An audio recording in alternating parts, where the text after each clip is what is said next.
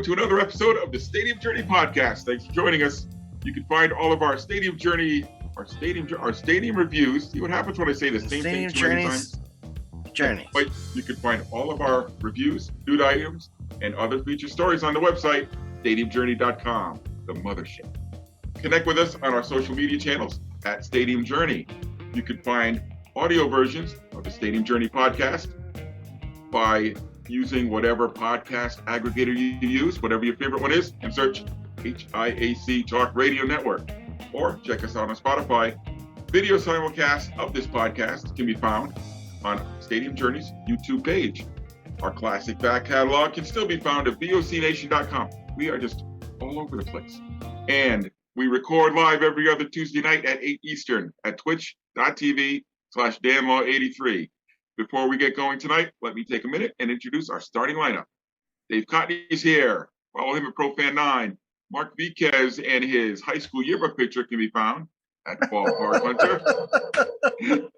Mark's toggling between live and a picture. I know why that every time I go off the screen, it goes to that. That's actually my work picture. So yes, high school picture. Yes, high school teacher picture. My high school yearbook picture is so old, it's in black and white. No, seriously, it is in black and white. Mine is too. Dan Calachico is with us, as always. The above average comedian. You can follow him at DanLaw83. And I am Paul Baker. You can follow me at PuckmanRI. And everybody who's with us tonight, thanks for bearing with us. We are formatting things a little bit differently now on the Stadium Journey podcast because Obey the Puck is no more. We have wrapped recording of that. And so now we're trying to stretch our content and expand our content with the Stadium Journey podcast. We're trying to be sleek and sexy now. If you look at our panel, that's kind of a different proposition. Bullshit. I'm gorgeous. You can be sexy and not be sleek, right? So what we're doing. Yeah. So instead of doing one giant hour and a half, 2-hour-long podcast, we're splitting it into two. So 1 week we're going to do an interview or a main topic or a ranking, as we have traditionally done, the meat and potatoes of the podcast. And then in the off week, we are going to recap our trips. And if need be, if time allows, maybe touch on a current event at the time. So we hope that by doing this, we're able to give you better recaps of the art of stadium journeying without making our podcast last for too long. So this is the trips and topics week. So let's jump into where we have been since we all last got together. And Dave, this is the moment you have been waiting 600 days for. You went somewhere, man. Not 600. It's 497. Yeah, 400. No, honestly, it is 497 days in between trips. He counted every one of them. Between the Rochester Nighthawks on the wall. Yeah. My wife was mad that there were all those tick marks on my wall. That's what they're called, tick marks. Check mark, yeah. So 497 days between my trip to the Rochester Nighthawks, February 29th of 2020, and my latest trip. So being the sporting snob that I am, never had much time or interest in inter-county league baseball, which is basically a semi-pro league that we have here in Ontario. But with desperate times come desperate measures. So I think I picked the cream of the crop, and I headed to Welland, Ontario, which is just south of St. Catharines, southwest of Niagara Falls, to see the Welland Jackfish. So Welland Stadium actually is probably, if not the best stadium in the Intercounty League, it's in the top two. It's a former affiliated minor league stadium, so the Welland Pirates played there from the New York Penn League in the mid-90s, I believe. Didn't last too long, about 5 years. And then the very short-lived Canadian Baseball League played there, Niagara Stars, and then some other stuff. But currently they are home of the Welland Jackfish. And they actually get a fairly decent following. I'm used to intercounty baseball. We have the Kitchener Panthers. They've been around forever. They actually founded in 1919 with the league itself. But we do not have in Kitchener. We do not have much of a following. Portable bleacher seats at Jack Couch Park. That's about it. So Welland Stadium is actually a permanent facility. Decent seating, benches. If you're willing to pay a little more, you can have a back on your bench. And typical sort of minor league baseball, like heavy on the promotions. The guy who was the host, in-game host, who was running around doing all the work, was also the president of the team. So it's a little bit different. It's different in minor league baseball what the GMs do, and it's even more different in independent league. So president running around in his t-shirt and shorts and goofy socks and doing everything. Not exactly a great game, but you never notice. It was they played the London Majors 16-3 was the final total, but it was great to be out. Decent ballpark, pretty simple. They had some swag there. They had some concessions, nothing overly spectacular. But it hit the spot in a pinch. So the 497-day drought is over.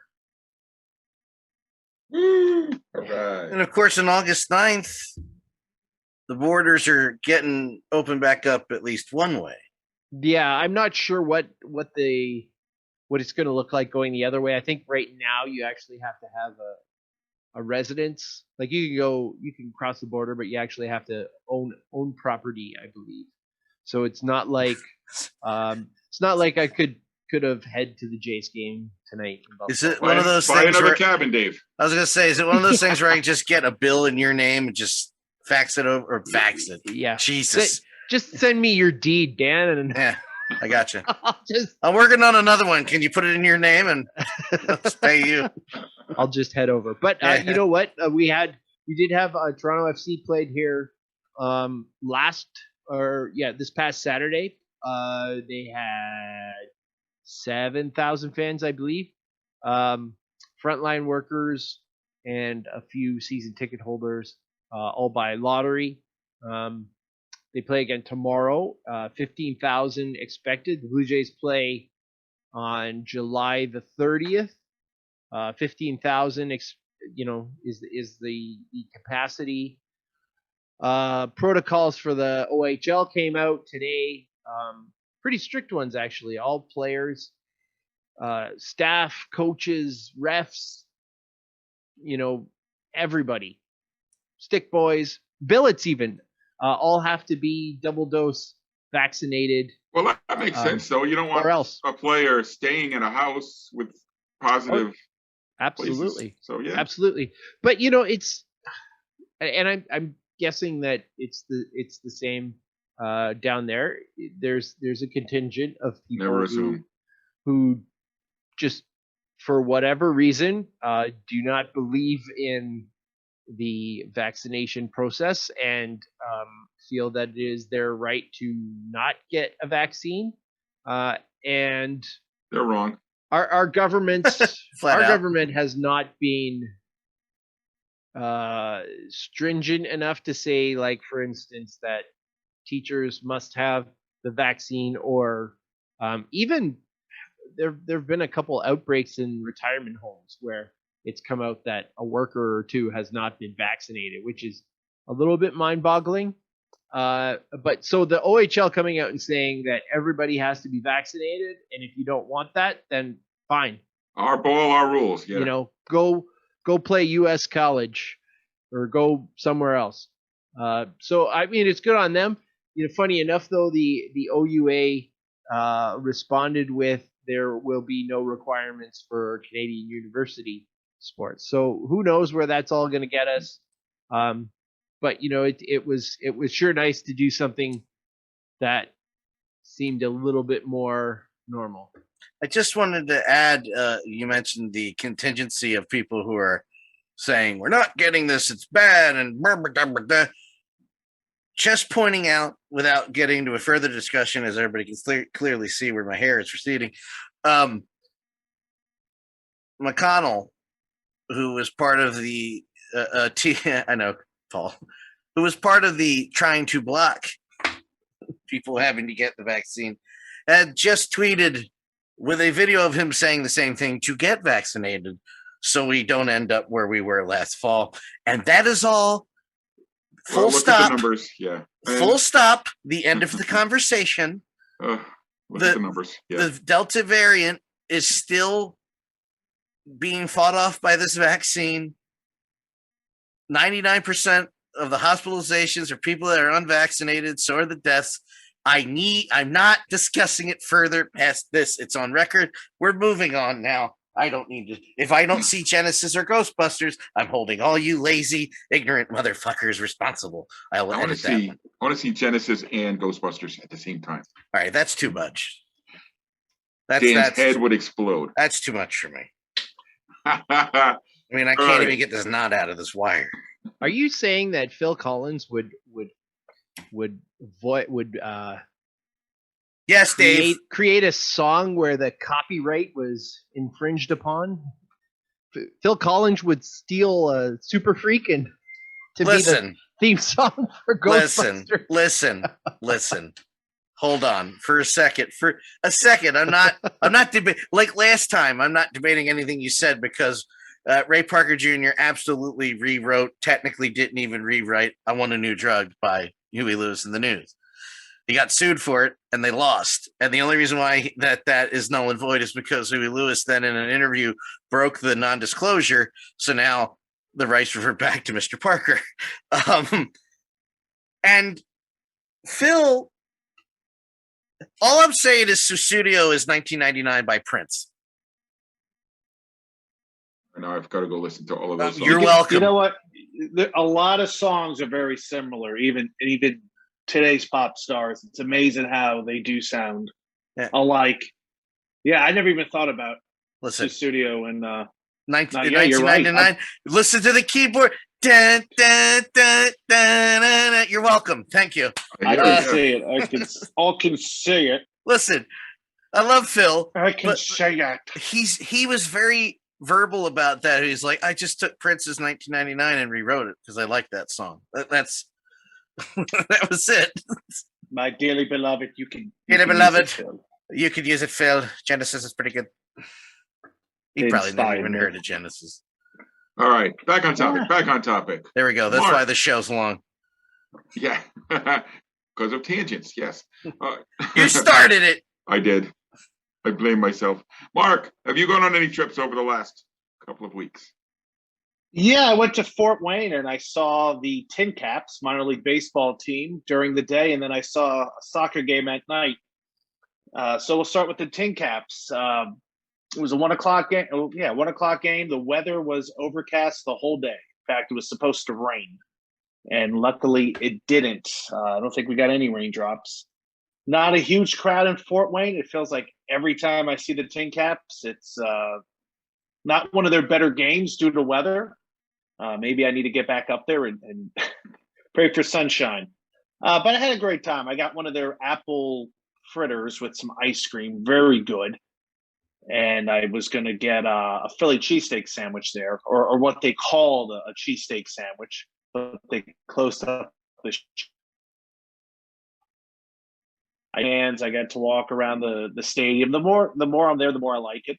And then they are really hospitable to us. You know, the PR guy made sure everything was taken care of. He met me in the parking lot with my press credential. I had a certificate for food because they weren't taking cash. I probably could have bought some merchandise because he gave me more than enough, but I gave back whatever I didn't use to him because that's what you're supposed to do.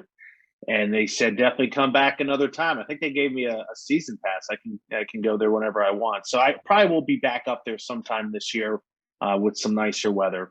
Just an hour and 40-minute drive for me. So after that, if you heard me on the last podcast, I said I was going to check out some Fort Wayne FC USL League 2, and I didn't know what to expect. Wow, was this quite the experience. had over 1,000 people at this high school field. They had everything set up for the Fort Wayne team. The only thing that kind of stunk was the gridiron marks on the field. But there was a nice, passionate crowd. There was enough volunteers that did a lot of work to help things go smoothly with concessions and tickets. They had a merchandise area that was very impressive. Prices were affordable.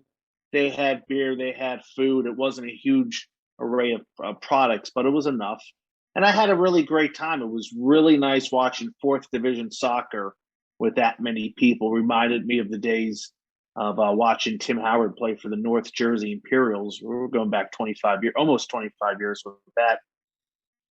But yeah, Fort Wayne, they're building their own stadium. It's not definite, but I talked to the team president. He thinks it's 99% sure, and they have some great plans up there. I never thought Fort Wayne was a hotbed for lower division soccer, but they got some objection. Yeah, they have some goals and plans to move ahead and move up the ladder to USL or even the USL 1 or USL Championship. So a nice doubleheader of football, soccer, and baseball. Had a great time up in Fort Wayne. Every time I go there, check out Fort Wayne Coney Island. You get a couple conies, and I had a good time. I had a blast. So that's probably the only travels I've been to since I'm preparing for this week. Big major super travels. So good times in Fort Wayne. All right. So I actually did a few games over the last couple of weeks. Started off 2 weekends ago in Brockton, Massachusetts at Campanelli Stadium. Now, for those of you who are new to the podcast, I have a little history with Campanelli Stadium. It is actually where Pam and I got married almost 11 years ago. Boo! Oh, sorry. Pam, no, don't. Anyway, for the longest, it was built as an independent baseball stadium. And the Rocks played there in the Can-Am League for 10 years. The team's finances were a mess. They had an owner who was not really taking care of the books. So they dropped down to a summer collegiate league team ostensibly for 1 year to fix their books, get their finances straightened out. 10 years later, they're still playing summer college ball. Now, the big story about my trip to Campanelli Stadium was how bad this place is falling apart. Okay. So if any of you had been there during the glory days of the Rocks when they were a pro team, know that it was your typical independent league, fun time, family oriented with lots of giveaways, lots of distractions, lots of things to do, lots of different food carts. And Brockton used to attract pretty decent crowds. Even during their summer college days, they always were near the top of the Futures League in attendance. We were there on a Saturday night, and I think there were maybe 100 people there. That's not the big story, though. The big story was the deterioration of the ballpark. So all the things that used to be there were gone. The concession stands, with one exception, were closed. They had one window open with limited menu. All the grill carts, all the portable things, the souvenir stands that used to line the concourse, all gone. The children's play area that used to be out in the outfield is gone. The beer garden is gone. The scoreboard is broken. The video board doesn't work. There's no more in-game host. There's no more DJ. It was really, really sad. They only have one back entrance to the ballpark open now. You only park in one small area. It has gone to as bare bones as you can get. What happened? Well, they had contracted this company to oversee operations, and let's just say they failed miserably. Didn't do their job. The event center that's attached to the ballpark where we had our wedding, now closed. I mean, everything's gone there. They actually had a raccoon infestation. To tell you about what kind of care that has been taken to Campanelli Stadium. 2019, the city finally they finally kicked out this company that was taking care of the property, kicked them out, went in, found out that the place was infested with raccoons. how do you go to a ballpark? How do you have a team play in a ballpark that's infested by raccoons? So it was just really sad. I have a real quick question. Comparison. What was better, Fitzner or this place?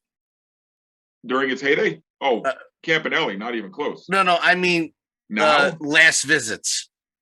Oh, Fitzner. Wow, that's a low bar.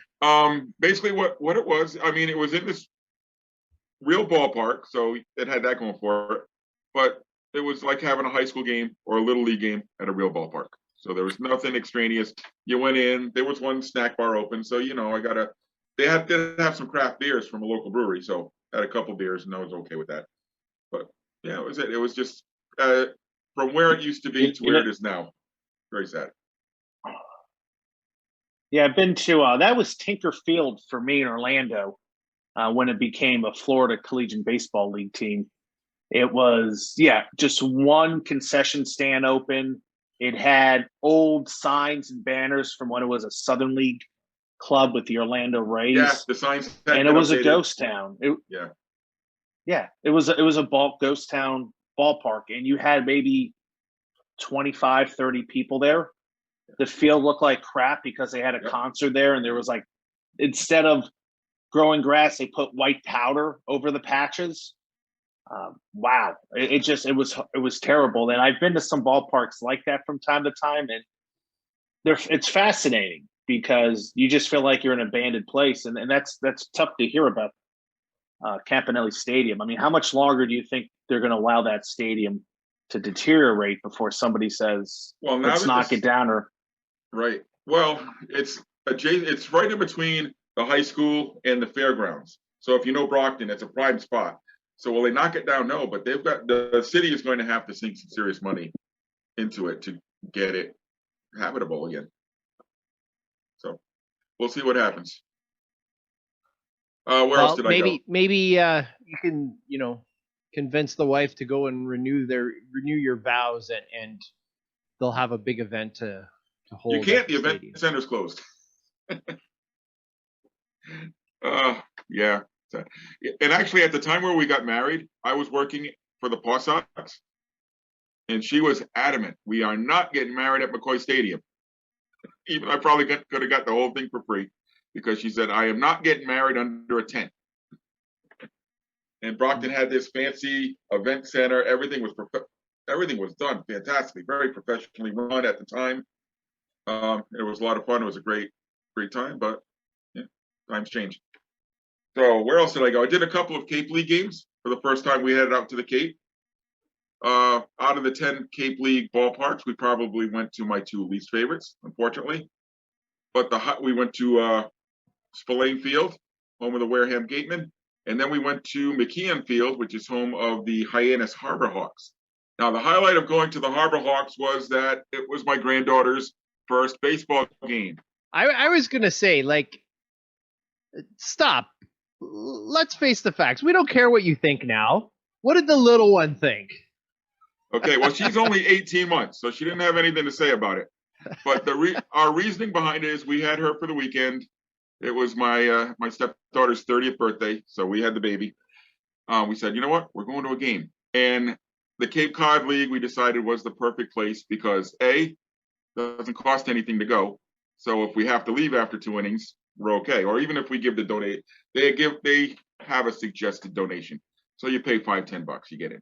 So if we had to leave early, no problem.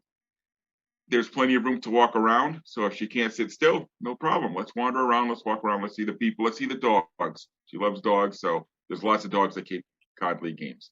So we packed her up. We packed up with snacks and toys and everything. Got her little beach chair to go along with our 2 big beach chairs. And in Hyannis, there's this platform that's over the hill. All the seating area is they call it the cliff. It's on top of a big hill. So they have this one flat section. So we staked out a spot there so the baby won't roll down the hill or anything. And set up our chairs and set her up with the snacks. Went and got a couple hot dogs and a piece of pizza. She was having a blast. Wasn't really paying attention to the game. How are you going to at 18 months? But whenever people would cheer, she would start clapping. And she was having fun and pointing out all the dogs to me and everything.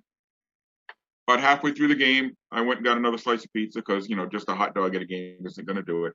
She ended up eating pretty much most of my piece of pizza too. And then the best part is around the sixth or seventh inning, she started tugging on me again. It's like, oh, you want to go for a walk? You're tired of sitting still. And she's like, yeah. And started dragging me over. She walked me right to the concession stand and stopped. She wanted another piece of pizza. Well, there Got you go. that figured. Oh, it was so funny. But yeah, she had a great time and saw the dogs and saw a couple other kids about her age. So got to play with some other kids and she had a great time. Perfect. So look at the first of many, many games for Lyra, I'm sure. And then last Sunday, I did our buddy Tim Capper proud. Went to my first ever indoor football game at the DCU Center in Worcester, Massachusetts. Well, he would rather you see an AFL game, but well, those don't exist. So yeah, I know they don't exist. Yeah. Pam was not happy to be riding shotgun on this one. She was in a very bad mood about going to indoor football, but it was raining, so we couldn't go to a baseball game. So I said, you know what? Tickets are very affordable. Yeah, makes sense. We got end zone tickets for $15. We know Worcester fairly well, so we knew where to park for free. And if you have to pay for parking, it was only $10. So it's very affordable. Maybe about 1,000 people in the DCU Center, maybe 1,500 people. DCU Center seats 14,000. So as you can expect, really that much? Wow. Well, they do have curtains hung, which probably reduces capacity to about between 7,000 or 8,000, probably. Well, I never knew. Yeah, that's the former Centrum, correct? The Centrum, yeah. The Centrum was built in the 80s because the Boston Garden was getting so old and so lousy that concerts wouldn't go to Boston anymore. So they said, we need a place. If we're going to have concerts in Massachusetts, we need to build a new place. So they built it in Worcester. And yeah, it worked. Concerts started going there. It's not the best place to catch a game. Concourses are very narrow. Seating bowl is not, it's very flat. So if you're sitting behind somebody who's tall, you're not going to see much. And for hockey, the end zone seats kind of go straight up too. So just it's not the best place for sports, but it worked for indoor football. I didn't know what to expect going there, but it was a fun time. Not something I would do very often, but me and 1,000 other people had a good time. If a football goes in the stands, you get to keep it, which is pretty interesting. The first extra point, I'm like, why is everybody going crazy? And then it hit me. Oh, extra point it's coming at us. So those were my trips. I had 4 trips, and in a minute we'll find out about the big one, which is coming up in the next week. So that is our trip recap for the past week, and this is how we're going to try to structure the podcast going forward. Hopefully we'll smooth out the rough edges a little bit, but thanks for supporting us and hanging out with us. So Dan, as we close things out, where can our listeners follow you online? Dan Law 83, all social media platforms. Hey, you may have a stadium visit coming up in the next couple of weeks. Me, you, Kelly, and Pam. Oh, yeah. Oh, yeah. That's right. I'm like, yeah, sure. I guess. Maybe. Speaking of, real quick, literally second, you're talking about small concourses at old arenas. I forgot when you posted that thing about the Spectrum. I looked through all my pictures and I realized, and I hadn't remembered, I took a picture of the concourse, that last game there. Oh, how did we walk through that? You got to get up close. I used to like doing that as a teenager because you were jammed up, so you had to rub up against everybody. And teenager, well, now that I'm older and I hate people, like I looked at that picture and I said, no, thank you. But anyway, and now that I'm twice as wide, I wouldn't enjoy it as much. Now that I'm twice as wide, I'm like, no, thank you. I'm glad it's supersized now. So, Mark, I know you've got some stadium journeys planned for the next couple of weeks.